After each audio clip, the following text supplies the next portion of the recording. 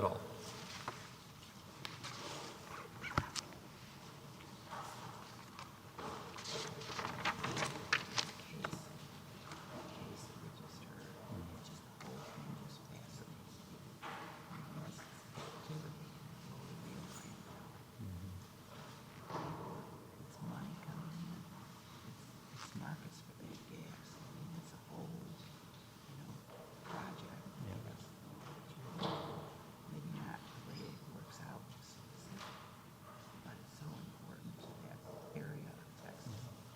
To foreign markets. Yeah, that's what I mean.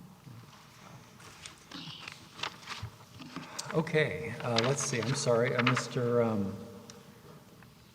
Burge? Yes. Great. You may proceed. Thank you, Your Honors. Good morning, and may it please the Court.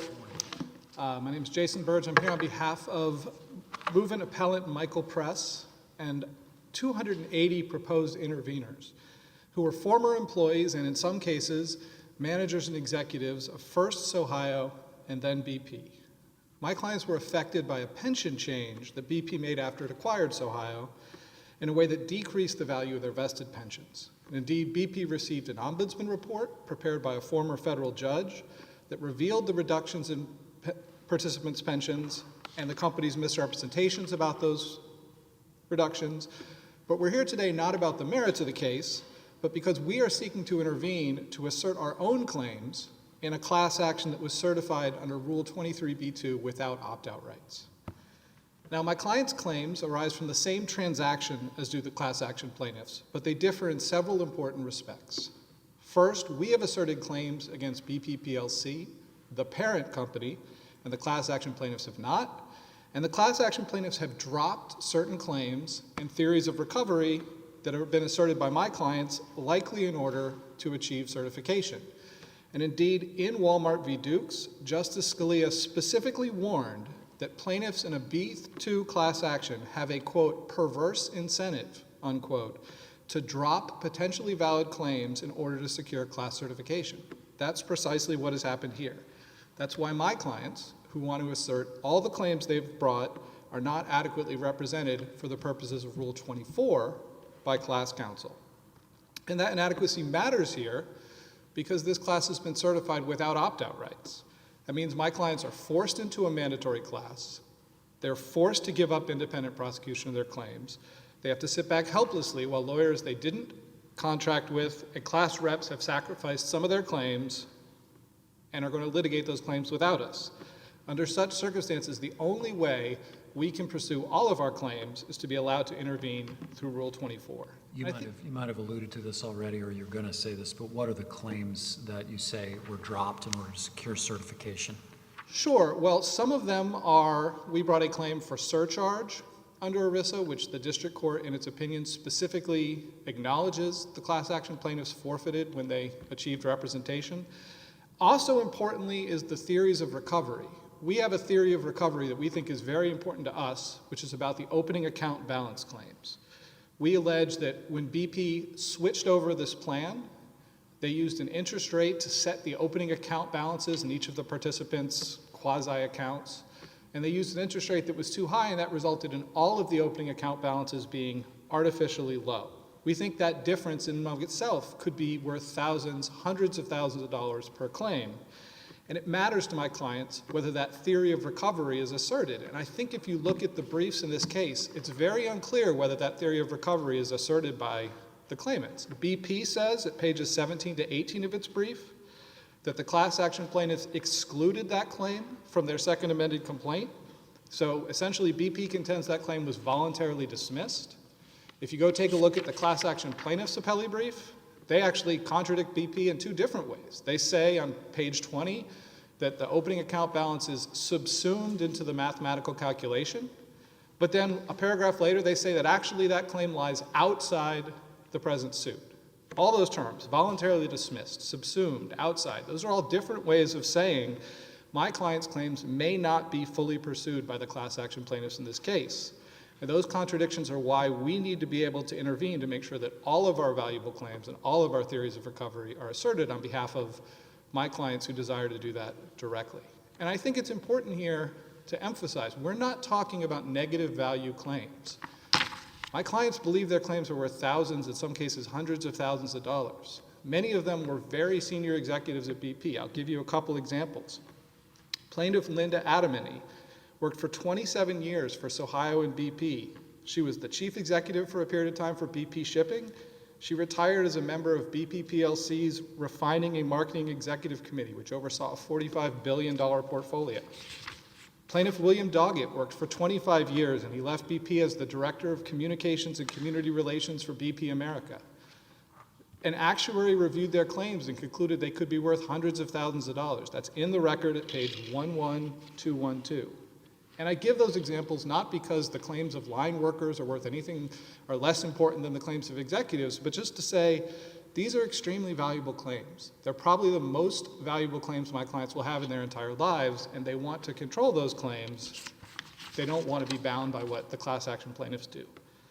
So with all that, I want to turn quickly to the standards under 24A2, which governs this case.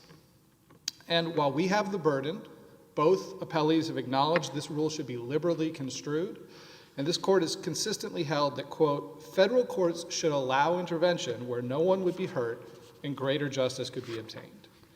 Now, there's 4 elements required for intervention as of right, but there are really only 2 at issue here. The only one addressed by the district court is the 4th element, adequacy of representation by the existing parties. The appellees in this appeal have raised some issues as to timeliness, and so I'll get to that at the end, but I want to start with the issue that concerned the district court, adequacy of representation. And I want to note that this court has held we don't have to show that representation will be inadequate. We just have to show that it may be inadequate. And this court's analysis earlier this year in the La Union del Pueblo case, it's right on point. That was a case where both the existing defendants and the proposed interveners sought the same result, to uphold changes in the election laws. But the court held that where the interveners had a different strategy to get to that same end, that different strategy was enough of a distinction to suggest that the representation, quote, might be inadequate, which is all 24A2 requires. Here we have much more than just a different strategy. We're seeking entirely different claims and theories of recovery than the class plaintiffs. And so to bring it back to what Justice Scalia said in that Walmart v. Dukes case, class action attorneys face perverse incentives to place at risk potentially valid claims for monetary relief. In Walmart, Justice Scalia noted that the class representatives were only pursuing back pay. They weren't pursuing compensatory damages because of concerns they wouldn't be able to certify the class under B2 if they pursued every available remedy. That very risk has happened here. We've brought claims for opening account balances, surcharge, equitable estoppel, and unjust enrichment, and the class action plaintiffs haven't pursued those claims, probably because it would make certification more difficult. This court, long before Walmart, noted these exact problems in the Woolen v. Sertran taxicabs case. This court noted there that, quote, the problem of intervention within a class action would appear to arise most likely in a class certified under B2 because an intervening plaintiff is unable to opt out of the class. And what we expressed there is this court is concerned that class counsel will be trying to maximize recovery for absent class members by asserting only claims that can survive the requirements of 23A and 23B2. My clients don't have to worry about commonality or typicality. They just want to assert all of their claims for their own theories of recovery. They don't want to be limited to those claims that can survive class certification. And this case is a pretty clear example of why class counsel, they might be doing an adequate job of representing absent class members, but they don't fully represent the interests of my clients, which is why we should be allowed to intervene under Rule 24. I think if you go back and look at the adversary committee notes, it was cited extensively in Woolen. In footnote 8, the adversary committee noted when it changed Rule 24 and liberalized it back in 1966 that adequacy of representation is not the same consideration under 23 and 24.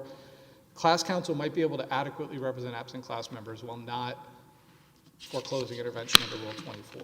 And in fact, the adversary committee went on to say that in the usual case, if the absent class members can indicate that they are not being adequately represented, they should be allowed to intervene in the class action, which is all we're asking to do here. Also, help me out here on where we are in the record here. The class has been certified. Obviously, it's brought here on the motion to intervene. Correct. Assuming that the class is certified and the case goes forward, isn't there an opportunity down the road for an opt-out, or why is that foreclosed as we hear this case today? I think There won't be an opportunity to opt out as the class is currently certified, because it was certified under B2 without opt-out. And that issue was litigated, and there was a 23F appeal taken, and it was rejected. And we're not here today to challenge class certification or to suggest that opt-out should be required, although I will note that this court has allowed opt-out in 23 B2 classes in the past. But the only issue, as the class is currently certified, it is a B2 class, the 23F appeal is over, and it is proceeding forward towards a trial without us having any opportunity to opt out. It might be that one day we would have the opportunity to object to a settlement or to collaterally attack the decision after the settlement was made, but I think that's what the adversary committee noted, that's what Woolen noted. We shouldn't be limited to challenging on a very limited record a settlement later or collaterally attacking a decision later. We should have our own opportunity to be heard before the court makes decisions. This court recognized that in the Brumfield case.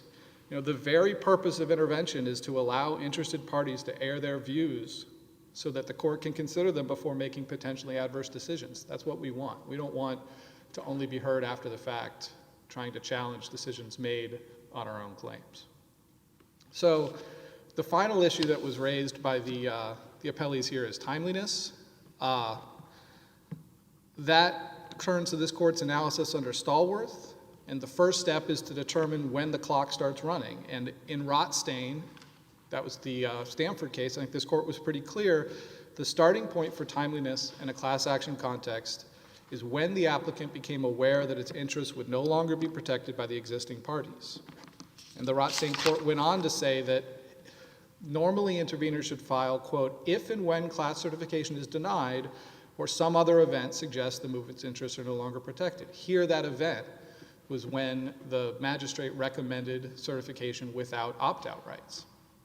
And you could see that if we just briefly talk about the procedural history. We filed our claim in Ohio.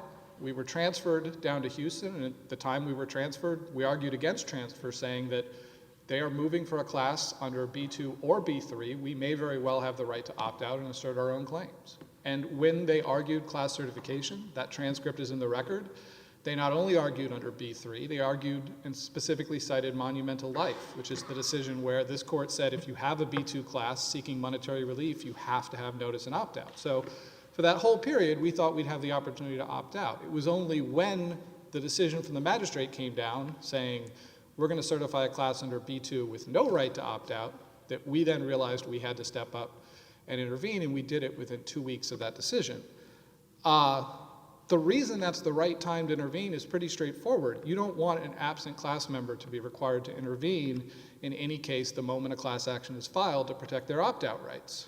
If you required that, it's going to make for much less orderly litigation. You want absent class members are entitled to wait on the sidelines and see what happens until either the class is denied or they realize their rights are going to be affected. And we did that. And when we realized we wouldn't be able to opt out, that's when we intervened. That's the right time. Now, both BP and the class action plaintiffs argue that the court should start the clock from when that original class action lawsuit was filed or when we became aware of it. This court specifically rejected that time in the Stallworth decision. This court said, quote, the time that the would-be intervener first became aware of the pendency of the case is not relevant to the issue of whether his application was timely. That's been the law in this circuit since 1977. Final point on timeliness. One of the issues under Stallworth is prejudice, but it's the prejudice caused by the delay. It's not the prejudice caused by the intervention. This court made that point in Sierra Club v. SB. BP and the class plaintiffs assert all kinds of ways in which they'll be prejudiced by our intervention, but they don't cite any way they were prejudiced by us waiting 2 weeks to seek to intervene after the magistrate's decision. And indeed, on page 30 of its brief, BP kind of gives up the game on this point. They say, quote, there never would have been a convenient moment for the press plaintiffs to be added as parties to the Guenther class action. That's true in every intervention. The parties to the case would always rather litigate among themselves than deal with a new party that has its own additional interests. But that's not the kind of prejudice that the Stallworth factors are concerned with. Here, the district court didn't find that we were untimely because there's really no basis to find that we were untimely. As soon as we realized we lost the right to opt out, we intervened, and that was the appropriate time to do so. So unless there are questions, I'll preserve the remainder of my time for rebuttal. Thank you, counsel.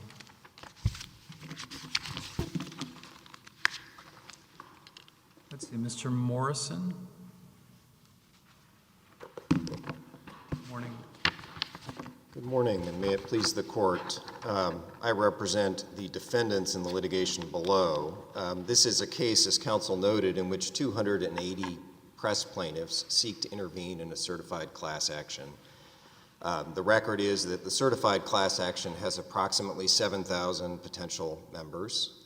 Intervention would delay and prejudice the litigation, prejudice the parties, particularly the existing class members who have waited a very long time to have their case decided, as well as the defendants who have waited a very long time. This case has now been going on 6 years to have the matter decided. Intervention inevitably is going to cause additional disruption, repetition, etc. There's no question here that the parties, the two sets of plaintiffs, have the same objective. Both Press and Guenther set out in the introductory paragraphs of their respective complaints that what they're seeking to do is the same. They're seeking to hold BP liable and hold BP to promises they say BP made in 1989. And the effect of that, according to both of them, is the same thing, to get more pension benefits. And while this case has got trappings of breach of fiduciary duty and there's discussion of equitable remedies, the bottom line is the remedy they want is exactly the same. They want the bigger of the benefit under the old pension formula and the new pension formula. I would like to focus on three particular issues in my time today. First, in order to satisfy the requirements of 24A2, the press plaintiffs have to show that they are not adequately represented by the Guenther class representatives. First of all, important to keep in mind that they admit in their briefing and admitted below that they're part of the Guenther class. The only substantive claim asserted by either set of defendants is the same claim, that there were misrepresentations in 1989 about the pension plan, and the only remedy that's sought by both is the same thing, more benefits. And so both the Guenther class is already and has been for the last 6 years vigorously pursuing that claim, trying to get it to a judgment. The intervention here is untimely. While the intervention, first papers discussing intervention were filed a couple of weeks after the class certification decision came down, at that point, actually, the press plaintiffs were not seeking to intervene. They were seeking to exit the case. They wanted to intervene solely for the purpose of objecting and trying to get opt-out rights. That's not intervention. Go back to when they filed their lawsuit, and they admitted in their papers in the district court that when they filed their lawsuit 6 months prior to that in Ohio, they had already formed serious concerns that the Guenther case was not proceeding at an appropriate pace, that they were not adequately preserving their claims, and that's why they filed the lawsuit in the first place. So the very latest point where they realized they should have taken action was when they filed suit in Ohio. And certainly the point where they made that realization was earlier.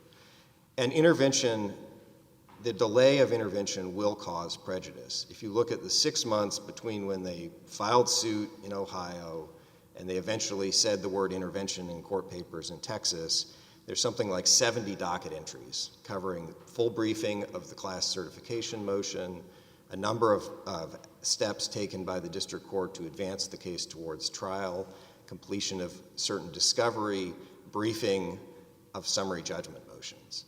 All of that would need to be redone if press and the 279 odd others are allowed into the case. And finally, this is fundamentally not a Rule 24 situation. The plaintiffs are seeking essentially the same thing.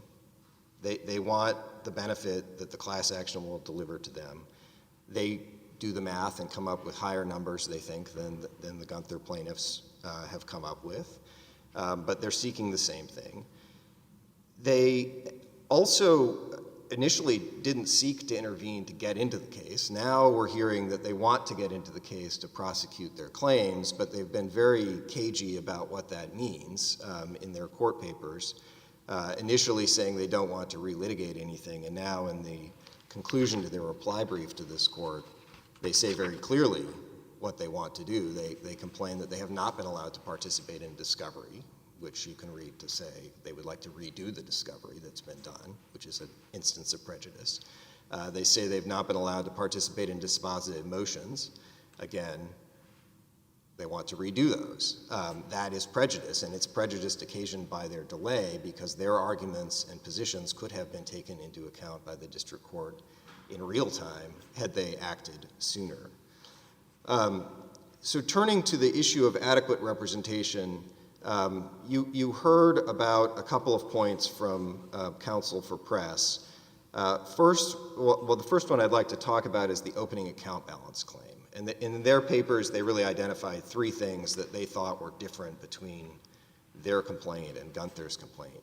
The opening account balance claim is something that's brought up by both sets of plaintiffs, and essentially, as Counsel said, concerns the interest rate that BP used to calculate a lump sum value of the prior plan benefit up through 12/31/88 that was then used as the basis for the calculation of the new formula. Neither set of plaintiffs is pursuing a separate legal claim on this. The way that both sets of plaintiffs are using it is to argue that it's just another misrepresentation by BP in 1989 that the new plan would be better than the old plan. And they point to this and say, well, BP represented that the full value of your benefit under the old plan was rolled into the new plan, but that wasn't true because you used an inflated interest rate that reduced the lump sum value. And in fact, if you look at paragraph 395 of the Press complaint that was filed in Ohio, they describe their claim, their substantive legal claim, about the opening account balance issue as being one of misrepresentation. And they say, quote, BP misrepresented, item 4, the wrap opening account balances were equal to or greater than the benefits earned as of the conversion. That's the opening account balance claim. They're not bringing a separate legal claim. There was, as we noted in our brief, a prior lawsuit called French in which somebody did bring a separate legal claim saying that BP had violated substantive provisions of ERISA by doing this calculation the way that it did. That claim was rejected. The Guenther plaintiffs initially brought that separate legal claim, and as Press has conceded, dropped it. But there's still a discussion by the Guenther plaintiffs of opening account balances and associated misrepresentations in their presentation of the case. And they also would note that it's baked into the difference between the old formula and the new formula. If the opening account balance wasn't enough, it's not going to replace the old formula benefit, and therefore the delta between the two will be bigger. The claim that the Press plaintiffs focused on in their briefing but sort of elided today is their claim against BP PLC, which is the British parent of the BP entity that's sued here. That claim is wholly derivative, so there's no allegation, no suggestion that it would generate any additional recovery for the class.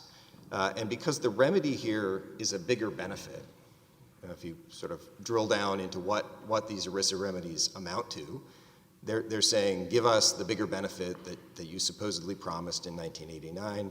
That's going to come out of the pension plan, which is a defendant in the Guenther case.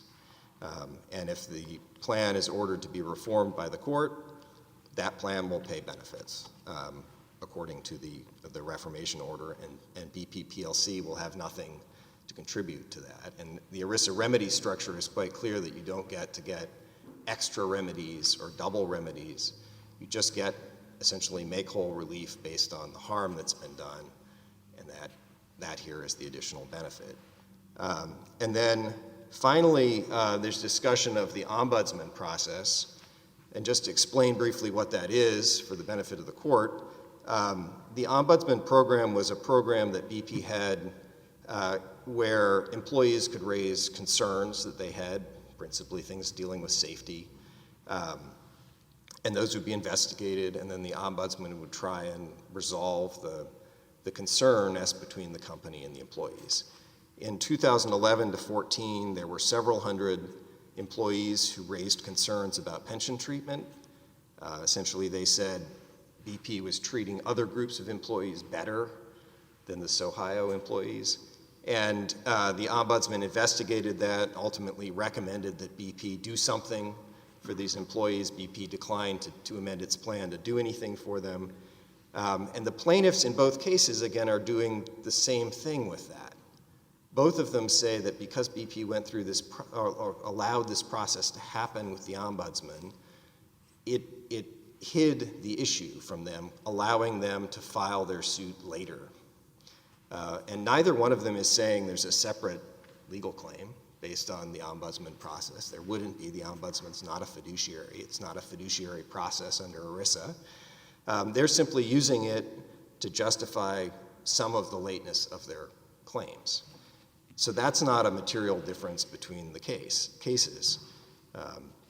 And in fact, you can look at the Guenther claim on this issue in their second amended complaint, which is at ROA 1902 to 1908, paragraphs 48 to 78, outlines their position on the Ombudsman issue. On timeliness, the first thing the court has to do, as counsel noted, is decide what's the trigger point. Clearly, as I explained before, it's not the denial of class certification. This isn't a situation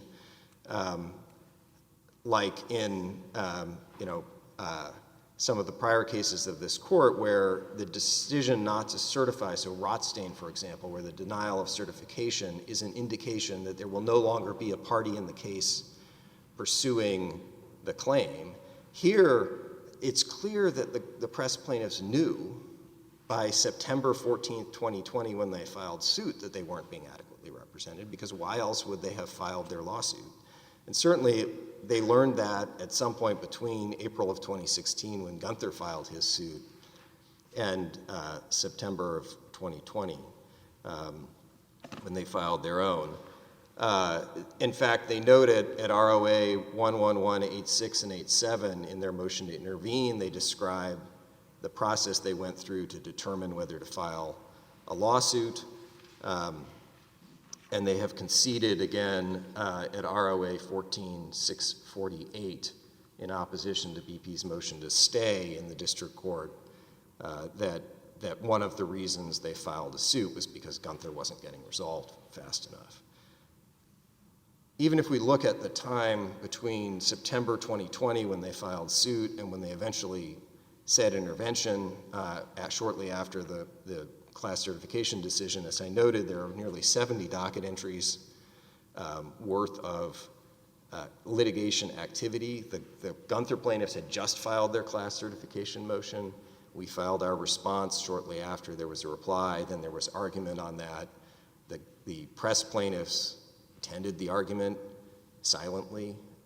That would have been a good time to raise these issues and have the court address them without forcing the parties to potentially repeat them. January 2021, we filed summary judgment. Again, there are a number of issues that would have to essentially be rehashed if we have to go back and do this again with 280 plaintiffs. And there's certain to be delay. Adding 280 individuals into the case is going to require their depositions. They may have depositions they would like to take. This case has been going on for 6 years. I'm aware of one witness who's already died. There are 7,000 potential class members. I don't even know how many of them are still alive, and I assume by the time we're done dealing with the addition of 280 people, many of them will have passed away. That's clearly prejudice resulting from the delay. And we think that provides ample reason to find the petition was untimely. And finally, I would just like to flag the shifting explanations for what the press plaintiffs want to do, which I think takes this case out of Rule 24 and makes this much more of a Rule 23 issue about who should be class counsel. First of all, they sought to opt out, not to intervene. Then when they tried to intervene, they initially said, well, we don't want to redo anything. We're not going to disturb what's happened. Then in response to our brief in which we said they've never explained what they want to do, how they would be in this case, they've now finally come clean and admitted in their reply that they would like to redo large parts of the case because they disagree with the strategy and tactics of the Guenther plaintiffs. Now, some of that may be due to the flawed class decision that the district court entered, which we, as counsel noted, we appealed, and that petition was denied, and that's not before the court today. But the fact is, on this record, the only thing that's going to happen if the press plaintiffs are allowed into the case is delay, confusion, and disruption, and the district court was well within its authority to deny their intervention. And for those reasons, we would ask the court to affirm. Thank you, counsel. Ms. Weeks?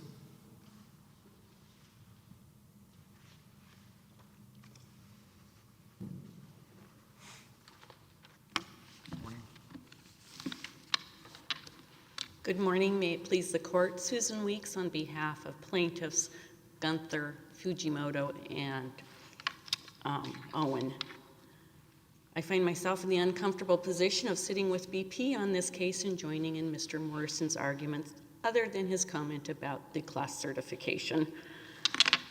I think fundamentally one of the key things the court needs to look at today is what is the class definition? Our plaintiffs seek to recover through reformation of an ERISA plan the benefit promised to them. And the promise occurred upon a conversion of a final average pay traditional pension plan to a cash balance plan. And the promise made was that your benefit, when you draw it, will be equal to or better under the new plan than it was under the old plan. You've heard that we seek things different than the press group. That's not necessarily true. We may have a different path to the same route. We both seek reformation of that plan to address that pension deficiency. Counsel brought up on behalf of Mr. Press that we have made contradictory statements. We have not. And I'm sorry to oversimplify this, but that's my easiest way of approaching. When is it subsumed in our class action, and when is it outside of our class action? Because the main way they say that the press group diverges from the plaintiffs in our class action is in the opening balance promise. The opening balance promise that the press group brings before this court is the opening balance that we credit to your hypothetical account will be what you would have received under the old plan. And their complaint is we did not receive that because the discount rate was too great, and when you reduced it back to the present value, we were lost. And here's those numbers, and I'm out of time. Well, you can complete your thought. Thank you. So here's those numbers. So if you're subsumed, assume that under the average pay plan, the final average pay plan, you would have received $150,000 at retirement. Your opening balance was $10,000. You got $80,000 in pay and interest credits. At retirement or at separation, you got $90,000. You're $60,000 short. If they're correct and your opening balance should have been $20,000, at retirement, you get $80,000, you're $100,000 short, so your shortfall is only $50,000. We recover either of those under our class action. That's why it's subsumed. Where it falls outside of that is if you have $10,000 and an opening balance and you get $30,000 in pay credits, and so your final benefit's $40,000, and under the final average pay plan, you would have only had $35,000. You did as well or better, but if your opening credit should have been $20,000 instead of $10,000, you're $10,000 short. That's outside of our class, and that's where they diverge. And on that basis, I would ask that the court deny the intervention because they do not proceed in a manner germane under that claim. Thank you, counsel. Thank you. Mr. Burge, rebuttal. Thank you, Your Honor. I want to start with where BP started its argument about this question about the presumption of adequacy. I think if this court goes back to look at the Brumfield case, if you even just look at the case that the Supreme Court entered a few months ago that we submitted a 28J letter on, the court has clearly held there's no presumption of adequate representation unless the interests align, quote, precisely. If you look at the Brumfield case, that was a case where both the state and the parents sought to intervene to protect a school voucher program, but the parents just wanted to retain their vouchers and the state had other interests. And the court said that's not precise alignment.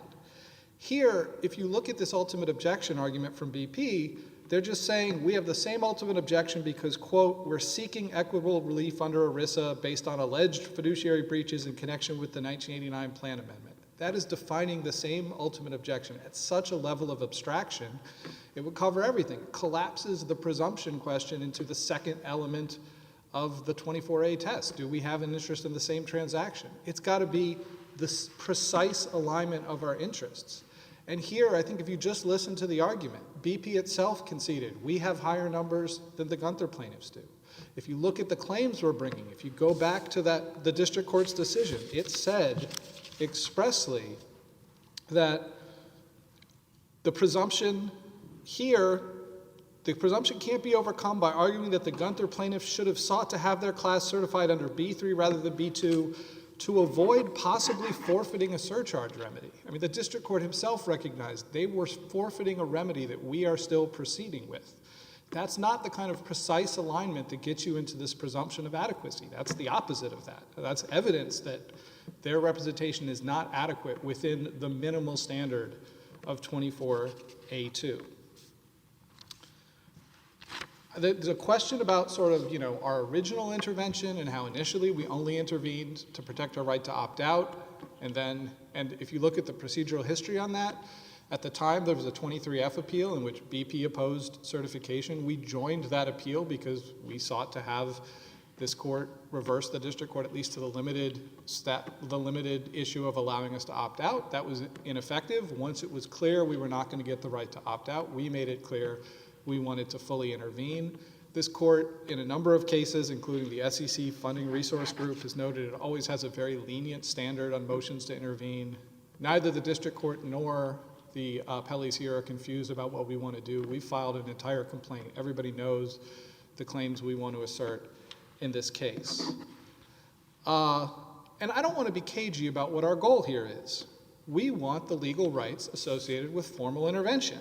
If you look at the SB case, we want to participate in the briefing of issues, the presentation of evidence, and the ability to appeal. If you look at the Edwards case, we want, quote, the benefit of discovery. We want, quote, to participate in this proceeding with the rights and privileges of full parties and the opportunity to adequately prepare for trials and hearings.